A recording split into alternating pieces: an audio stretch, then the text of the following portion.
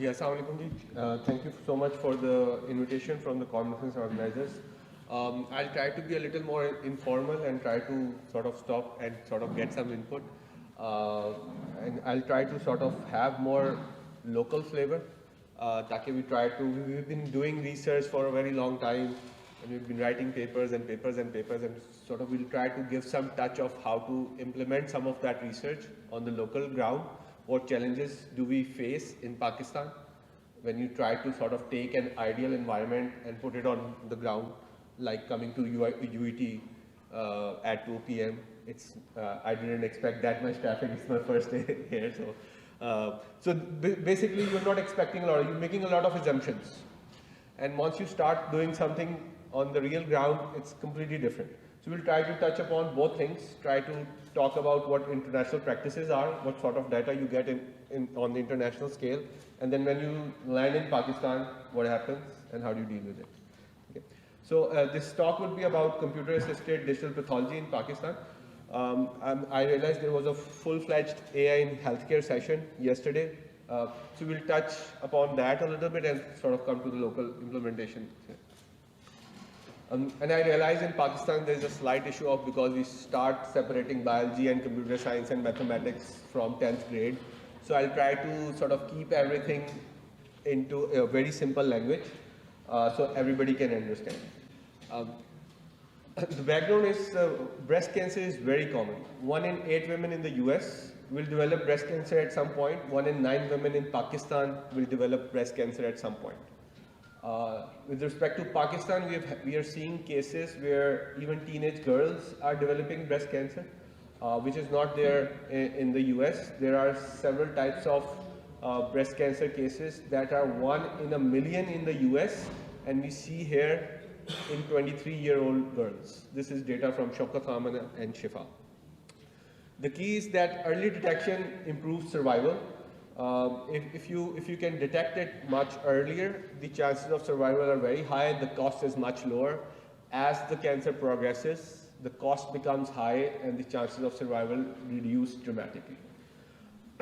Currently, as you see, there is some annotations that you see. So this is basically a sample of a tissue that's taken out from the body, and you stain it with some sort of ink to see these purple patches. I'll show much more detailed sort of resolution of this, but this is what the pathologists see under a microscope, and each pathologist can sort of annotate this in terms of 4 stages, whether this is normal, whether this is just starting to change but still controllable, that's called benign, and then stage 3 and 4 are where it starts invading the other tissues.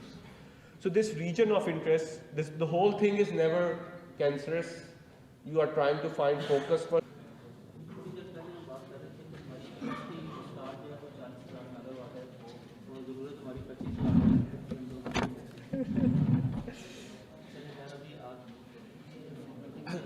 So jitni der mein projector on hota hai, we can sort of give a some more background. So this consensus, whenever you sort of hear a diagnosis, the first, if it's a bad diagnosis, the first thing, God forbid it's bad, what you think is, why not get a second opinion?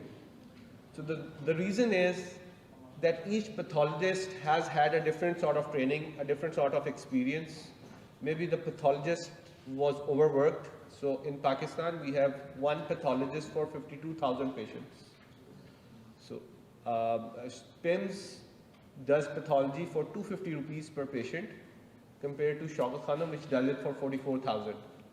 So PIMS wale microscope ko dekh ke unki aankhein andhi ho gayi hain. Literally, the chief pathologist, when we go for a meeting, the lights are off because she cannot sit in a lighted room because of the load. Okay.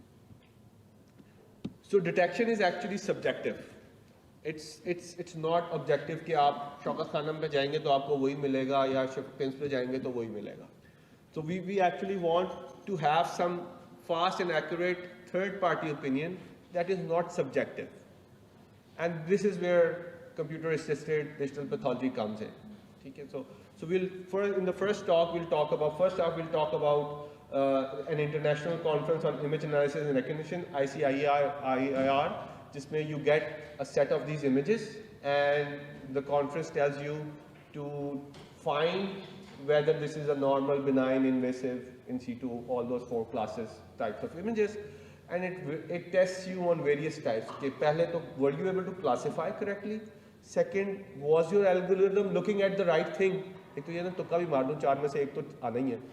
So were you able to see the right thing? What a pathologist sees, we call that hotspot. कि आप सही जगह पे देख भी रहे थे कि नहीं? किस basis पे you're classifying that? So those 2 things.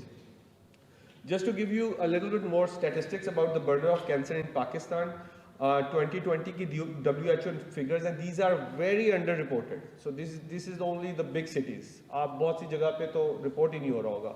But the reported cases are 34,000, and the death rate is more than 17,000 people lost their lives out of the 34,000. This is roughly 50% of survival rate, which is actually the more in the past 4 years there has been a lot of campaigns of awareness. The more people understand it, there are more cases coming in. Compare that to the international survival rate of over 90%. Okay, so we are way far behind in terms of awareness. Even when there are more cases coming in, we don't have pathologists, so you need all sorts of these helps in Pakistan. So just to give you some challenges, okay, the first thing is we took that data set, we got 10 images, each of this image was about 1.5 GB. आपके laptop की RAM कितनी होती है? 4 GB, 2 images इकट्ठे load कर लोगे. So for any AI data science algorithm, you need to show them thousands of images. If your laptop cannot load it,